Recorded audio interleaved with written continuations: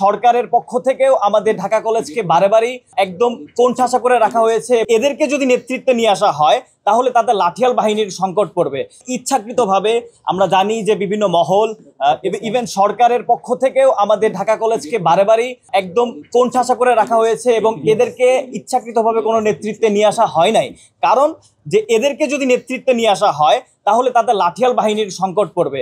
So এই জন্য আমাদের এখন পর্যন্ত আমাদের ছাত্র সংসদ নির্বাচন হয় নাই এবং এটার প্রেক্ষিতে আমরা যখন আওয়াজ তুলি তখন কেন জানি উপর মহল থেকে একটু অনীহা প্রকাশ আসে এবং মন্ত্রণালয় থেকে শুরু করে সরকারের বিভিন্ন মহল থেকে, যেহেতু সেখানে আমাদের কোনো প্রতিনিধি নাই, সেখানে যারা আছে অন্য বিশ্ববিদ্যালয়ের প্রতিনিধি আছে, সেখানে আসলে আমাদের ভয়েস রেজ করবে এমন কেউ আসলে নাই।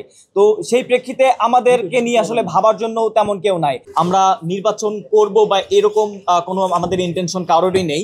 আমরা চাই যে আমরা বারে বারে যেন লাঠিয়াল বাহিনী হিসেবে ব্যবস্থা না হই এবং আমার ক্যাম্পাসে যে কোনো একটা ক্যাম্পাসে হলপাড়াতে যে কোনো একটা ছোটোখাটো ইস্যু হলেও সেখানে বারে বারে সলিউশন করার জন্য কারা যায়, সেখানে সলিউশন করতে আমাদেরকে কোনো একটা রাজনৈতিক দলের বা রাজনৈতিক সংগঠনের মুখোপেক্ষী হতে হয়। আমরা এই প্রতিনিধিত্ব চাই না। আমরা চাই সকল শিক্ষার্থীদেরকে নিয়ে যারা প্রতিনিধিত্ব করবে তারা আসুক, সেটা যে কোনো পার্টিকুলার দল বা গোষ্ঠী বা সংগঠন হতে পারে।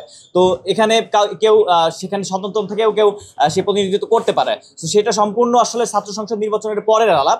আমরা চাই যে আপাতত ছাত্র সংসদটা হোক। তো সেখানে কারা নির্বাচন করবে কারা নির্বাচন করবে না সেটা আসলে মুখ্য বিষয় নয় আমাদের জন্য।